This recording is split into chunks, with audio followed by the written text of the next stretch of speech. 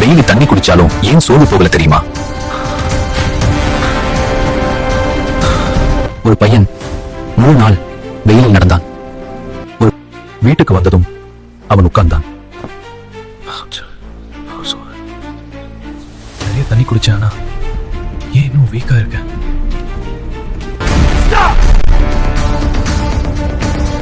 இங்கதான் முக்கியமான ட்ரூத். நம்ம பாடிக்கு வெறும் வாட்டர் மட்டும் போதாது. முதல் டிப், மோர் குடிங்க. உங்க பாடி உடனே கூல் ஆகும். இரண்டாவது, வாட்டர்மெலன், கியூக்கம்பர், ஃபுல் ஹைட்ரேஷன் கொடுக்கும். மூன்றாவது, 11 மணி முதல் 3 மணி வரை வெளியே போகாதீங்க. அந்த நேரம் சன் ரொம்ப ஸ்ட்ராங். நான்காவது, காட்டன் டிரஸ் தான் போடுங்க, அது ஹீட்டை குறைக்கும். ஐந்தாவது, ORS அல்லது லெமன் சால்ட் வாட்டர். இதுதான் எனர்ஜியை மெயின்டைன் பண்ணும். ஆனா அதிக தண்ணி குடிப்பது மட்டும் சொல்யூஷன் இல்ல. உங்க பாடிக்கு சால்ட் மற்றும் மினரல்ஸ் தான் முக்கியம். அதான் தண்ணி குடிச்சாலும் சில பேருக்கு இன்னும் டயர்டா ஃபீல் ஆகுது. இந்த வீடியோ உங்களுக்கு யூஸ்ஃபுல்னா லைக் பண்ணுங்க, சப்ஸ்கிரைப் பண்ணுங்க.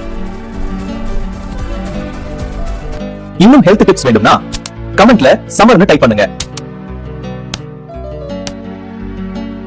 இந்த சம்மர்ல ஹாஸ்பிட்டல் போகணுமா இல்ல சேஃபா இருக்கணுமா? அது உங்க சாய்ஸ்.